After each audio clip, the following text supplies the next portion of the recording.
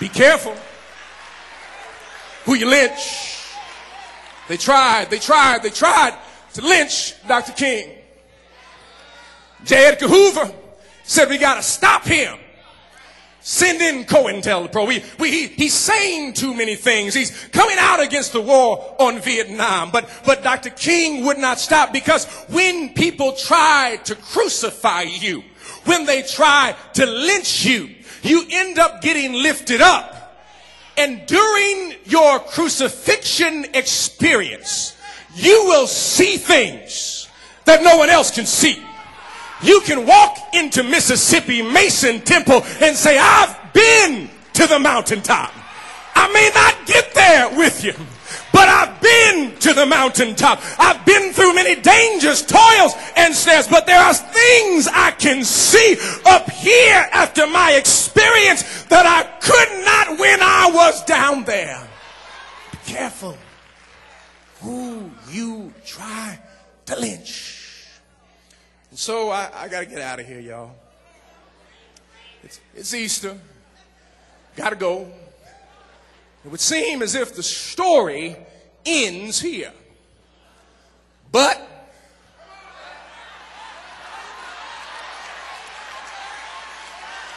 that's a good thing. But put a little conjunction in there. That he died, yes. But you see, the Romans don't understand that their lynching was really lifting up Jesus. And in the process of lifting up Jesus, more people know about him. And I just put it this way, you see, they thought their job was done on Friday. But Sunday's coming. Something happens on Sunday. All right, y'all missing. I got to get out of here. It is Sunday today that we celebrate resurrection. It is Easter time. Well, why do we have Easter different times of the year? We have Easter different times of the year because of the vernal equinox. The equinox means there is an equal time between day and night, meaning the night is an equal competition with the day. When you're in the equinox, Easter is about the equinox. You see, soon as you move over a day after the equinox, it means the sun has more authority than the night. The equinox comes after Easter. Easter was before, if Easter was before the equinox, it would mean that night is longer than the day. But Easter is after the equinox, meaning that the sun has more authority than the night. Easter will never come this early for another 152 years. But I'm here to let you know, spring is already here. Well, Easter says spring is here.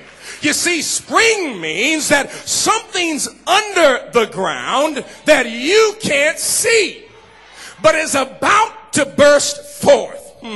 When you have more sun, that means you're in an Easter season. When the sun pushes back the night, have Easter. You see, Calvary is a pre-equinox moment, but it's happening in a post-equinox time.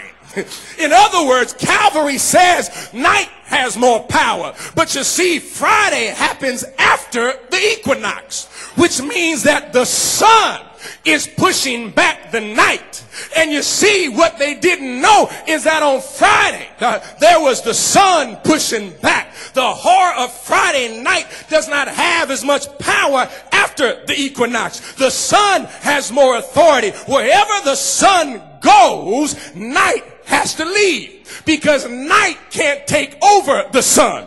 Because wherever the sun shows up, then night runs for cover. Because the night can't stand the sun.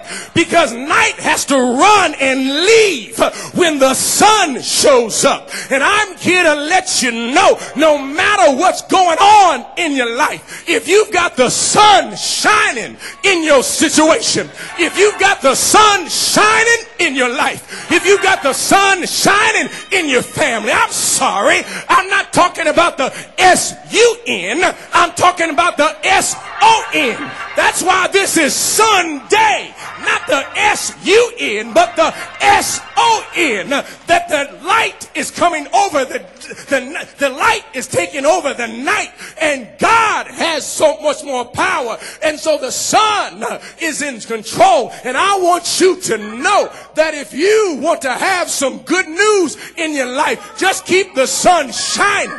But wait a minute, it's dark outside. I'm weeping in my pillow. But I want you to know your weeping may endure for a night, but joy comes in the morning, because the sun says, night, you gotta go.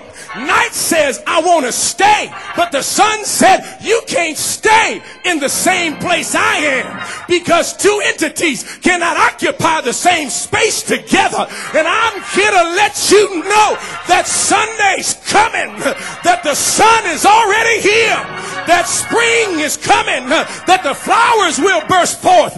God is doing something with us. God is about to do something in this congregation. Is there anybody here?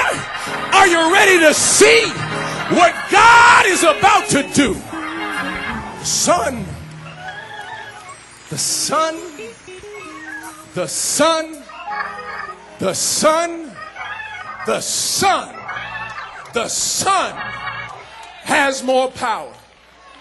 You want to know how to handle a public lynching? Just look at Jesus. Jesus just dispenses life from the cross. Father, forgive them, for they know not what they do. Father, forgive them. They don't know what they're doing. They don't understand that this is a part of your plan. That even though I'm bleeding, I can still bless somebody. You can talk about me, but I'm going to speak life into your situation, because I know that you may need a word in your life. Maybe they sent you on assignment to come here and find out something about us, but you may walk out of here praising God, from whom all blessings flow. I want to let you know that the sun is in the house. I want to let you know that spring is coming. We will not be afraid, because the Lord is our light and our salvation. Whom shall we fear? The Lord is the strength of our life.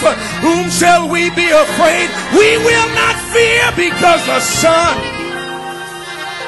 is already in the house. There may be someone here right now. You are experiencing your own moment of lynching, your own moment of crucifixion. God has an answer for you. Don't desire the disease of your enemy. Don't become filled with pain and despair, with hate and malice in your heart. That this is a moment for you to know how to handle this moment, because all crucifixions are temporary. They don't last forever. They're just for a season. But the equinox has already passed. Spring has already been declared, but I can't see spring. Faith is the substance of things hoped for, the evidence of things not seen. And this is your moment for you to make a decision that will change your life forever. The door is open to you right now. If you want to commit your life to Jesus Christ, God is waiting for you.